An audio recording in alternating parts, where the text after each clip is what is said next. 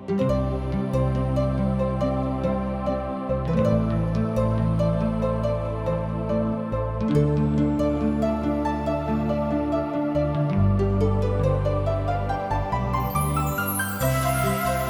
सब TWR India का कार्यक्रम जिंदगी की राह देखतनी। ई एगो सोचल विचारल ढंग से बाइबल की पुस्तकन का अध्ययन हवे, जौना में बहुते सवालन का जवाब दिहल जाला, जैसे कि परमेश्वर के हमें, का परमेश्वर सचऊ हमार परवाह करेले, हमारी जिंदगी से परमेश्वर का इच्छा हवे। कृपा करके देखी सुनी, ताकि परमेश्वर आपकी जिंदगी का रास्ता दिखावस। ए अध्याय के शीर्षक है नेहमिया द्वारा लोगन के पंजिका तथा जनगणना यानी कि सूची के लेखा जोखा तैयार कइल गइल। प्रिय भाई बहन, जबकि हम 7वां अध्याय के शुरू करे जा रहल बानी, हमनी के देखे के कि यरूशलेम शहर पनाह फाटक सहित तैयार हो चुकल बा और लोग नगर की सुरक्षा करे शुरू कर देले बाने। उनकर अनेक भवन भी बन के तैयार हो चुकल बा, पर अबही नगर के भीतर बहुते काम होखल बाकी बा। उ अभी नगर के मालवा साफ कर रहल बाने। नगर के रक्षा कइल बहुते ही जरूरी हो गइल बा, काहे कि दुश्मन जौन की शहरपनाह के निर्माण में बाधा डालत रहले, उ अब नगर के हानि पहुंचावे के प्रयास करी हैं और यहूदी सब में से अनेक अधिकारी उनका साथ बढ़े, उनका से मिलल जुलल बढ़े।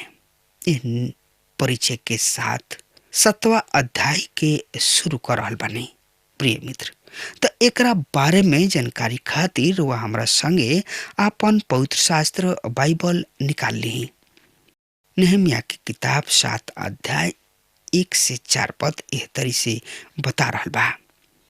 ऐसन भइल कि जब शहरपनाह फिर से बन चुकल और हम ओकर फाटक खड़ा कर चुकनी और द्वारपाल और गवैया सब और लेवी सब के नियुक्त कर चुकनी, तब हम आपन भाई हनानी और किला के अधिकारी हनन्याह के यरूशलेम के अधिकारी ठहरौनी, काहे कि उ एगो विश्वास जोग आदमी रहन और कुल से अधिक परमेश्वर भय माने वाला आदमी रहन। तब हम उनका से कहनी, का कहनी, जब तक घाम काला ना हो जाए तब तक यरूशलेम के फाटक ना खोलल जाए और पहरेदारन के पहरा पर रहते फाटक सब के बेड़ा लगा के बंद कल जाए। यरूशलेम के निवासी सब में से ही भी तू पहरेदार नियुक्त कर, जौन की आपन आपन स्थान और अपना अपना घर के सामने पहरा दिहल करे। नगर जौन की बड़ाई और वितरित रहे, पर लोग थोड़ा रहन और घर ना बनल रहे। प्रिय मित्र, इस सब पद में हम पढ़ रहल बानी कि आंतरिक सुरक्षा के नजर से नेहमिया नगर में अधिकारी सबके जिम्मेवार लोगन के नियुक्त कैले और उ द्वारपाल के नियुक्त कैले। द्वारपाल से तात्पर्य बा चौकीदार। ई उ लोग रहन जौन की यानी लोग के शहरपनाह के निगरानी यानी कि देखभाल करे के रहे। ई लोग नगर के सुरक्षा गार्ड रहन। दुश्मन सब के भनक मिलते ही ओकर सूचना यानी कि खबर नगर के अधिकारी सब के देवे के रहे और ई लोग ओ शहरपनाह के फाटक पर 24 घंटा पहरा देवे के रहे। एहनी लोग के इस सेवा के उत्तरदायित्व बहुत ऊंचा रहे और एकरा से मुख्य बात ई रहे कि ए द्वारपाल के ई जिम्मेदारी रहे कि नगर में आवे जाए वाला कोनो भी आदमी ओर से लापरवाह ना होके। प्रिय मित्र, ए बिंदु पर हम कुछ कह चाहता नहीं, अर्थात प्रेरित पौलुस धर्म सिद्धांत तथा मसीही आचरण दोनों के सहभागिता के आधार मान रहल बने। कलीसिया समूह समुदाय परमेश्वर के वचन के अनुसार आचरण ना करेलन, उन्हीं लोग के साथ सहभागिता ना कइल जाए।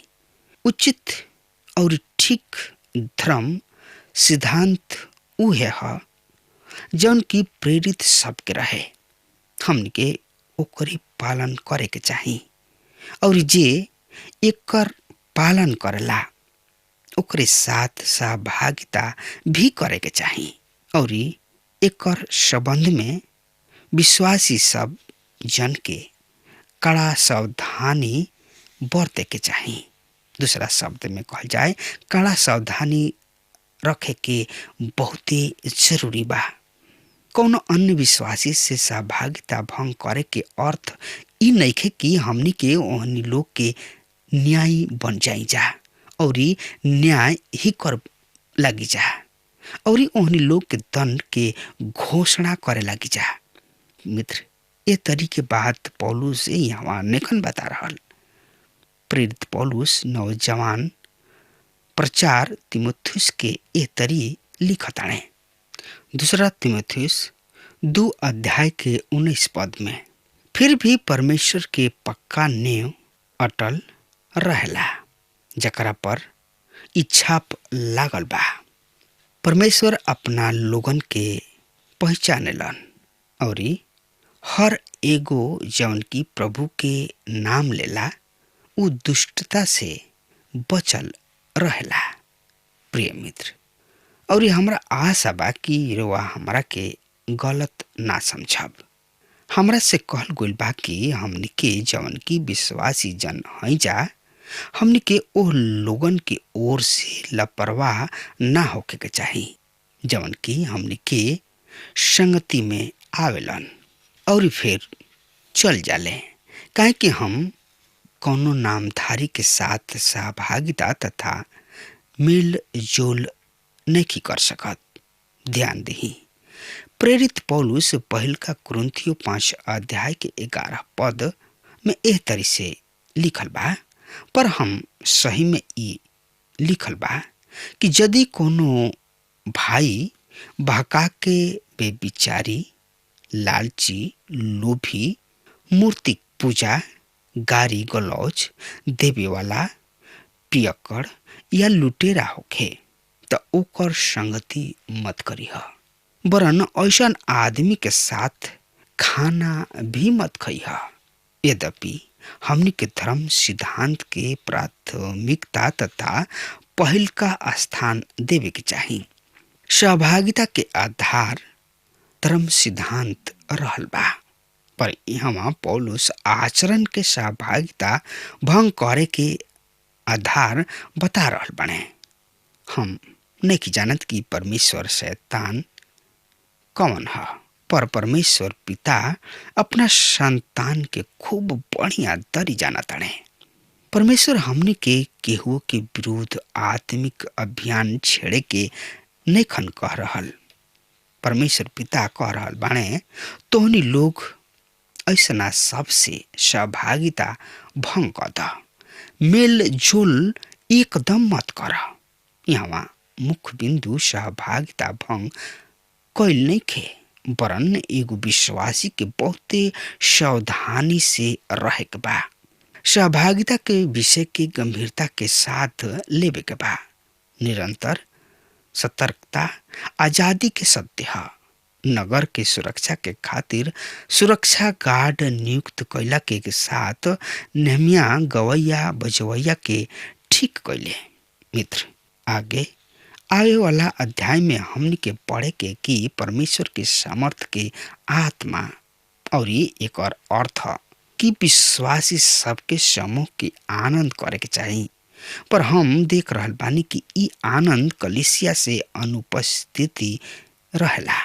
लोग आपन मुंह लटका के राखेलन, कुछ तो बहुते धार्मिक दिखाई देले, या एकरा के दूसरा शब्द में कहल जाए कि कुछ लोग तो अधिक धर्मी दिखाई दिहला के उद्देश्य से वंचित रह जाले, और कुछ लोग अपना गुप्त पाप के कारण यह आनंद खुशी के प्राप्त ना कर सकेला। पर ऐसन बहुते बाणे जवन की कलीसिया के सब कार्यक्रम में भाग लेले, खुश रहले, पर बाइबल अध्ययन उनका खातिर आनंद खुशी के विषय ना रह जाला। कलीसिया में गड़बड़ी करे वाला उ सदस्य होले जौन की बाइबल पढ़े सुने समझे के रुचि ना रखेलन। मित्र, आई एकरे साथ पढ़ लिया जाओ इफिसियों के पत्री 5 अध्याय 18 और 19 पद एह तरी से बता रहल बा। सुनी, दारू शराब यानी कि दाख मधु पी के मतवाला मत बना, काहे कि एकरा से लुचपन होला, पर आत्मा से परिपूर्ण होत जा, और आपस में भजन स्तुति गान व आत्मिक गीत गावल करा, और अपना अपना मन में प्रभु के खातिर गावत तथा कीर्तन करत रहा। प्रिय भाई, पौलुस आत्मा से भरल मसीह सब के चिन्ह बतावताड़े, और यह पद में भजन के अर्थ परमेश्वर के स्तुति कैल। प्रभु यीशु मसीह के नाम ऐसन मधुर है, और आत्मिक गीत से तात्पर्य बाकी सिद्ध परमेश्वर तत्व के इज्जत मान मर्यादा तथा श्रेय दिहल। और जब ऐसन करब तो ये हमने के जिंदगी में आनंद खुशी के लहर उठ जाई।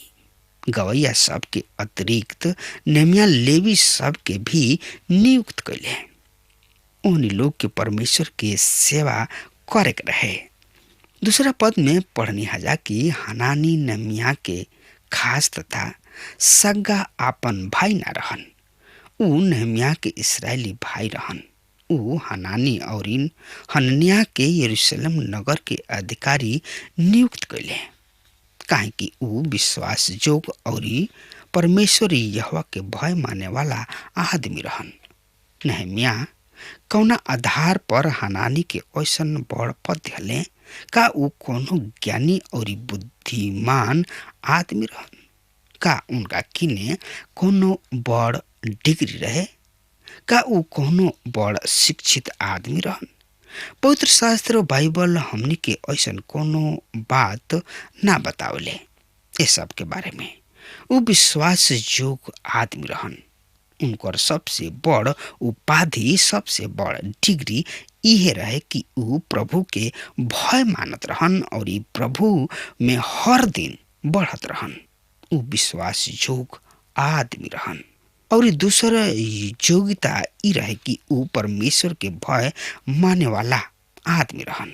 आज कलीसिया, मसीही संस्था और समाज के ई समस्या बा कि कार्यकर्ता सबके और पद अधिकारी सबके नियुक्त चुनाव करत समय आदमी में ये महान गुण के अलावा आदमी के शिक्षा और पृष्ठभूमि या फिर कोनो दूसरा बात के देखल जाला, जौना के चर्चा कोइल हम यहाँ उचित नहीं समझ रहल। यही कारण से हम प्रत्येक क्षेत्र में समस्या सब में उलझल रहिना। नेहमिया हनानी के यरूशलेम के अधिकारी ठहरे के आधार विश्वास योग्यता तथा परमेश्वर के भय मानल बनौले तथा विश्वास योग्यता है। प्रिय मित्र, यदि रउआ में परमेश्वर के भय बा तथा परमेश्वर के डर भय में आपन जिंदगी बितावतानी, तब तो राउर शिक्षा के कुछ महत्व बा, कीमत बा, उपयोग बा। ना तो राउर शिक्षा एगो अनपढ़ आदमी के तरी भी बा। तीसरा पद पढ़नी हजा एवं पहरा देवे वाला पर विशेष बल यानी कि जोर दिहल गइल बा। हमनी के काम से कम अपना घर के प्रति सजग और सतर्क रह के जरूरत बा। प्रभु यीशु मरकुस 13 अध्याय के 37 पद में कह रहल बाने, जौन हम तोहरा से कहतानी उहे हम सबसे कहिना, सावधान रह।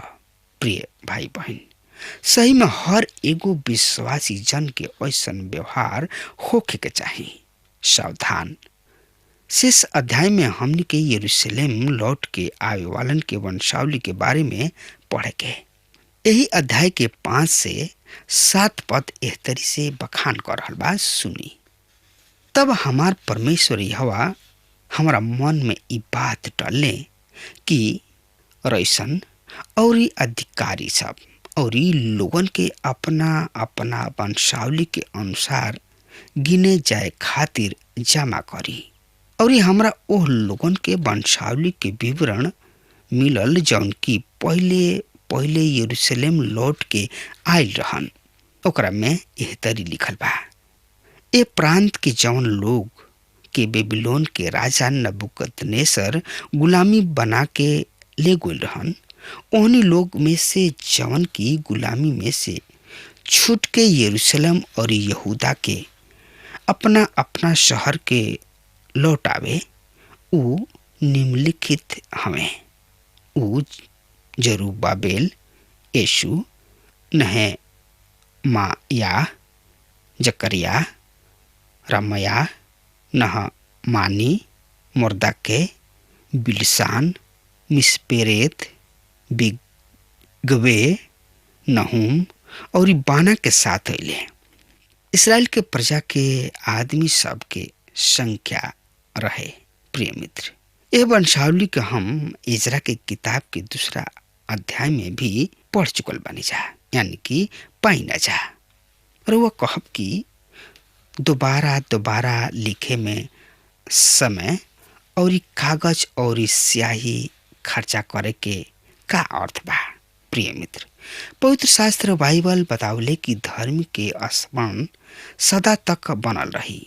भजन 112 6 पद और उत्पत्ति 49 अध्याय में हमरा किने इसराइल के 12 गोत्र के सूची बा। 2 सामुएल 23 अध्याय में दाऊद राजा के सेना के योद्धा सब के सूची बा।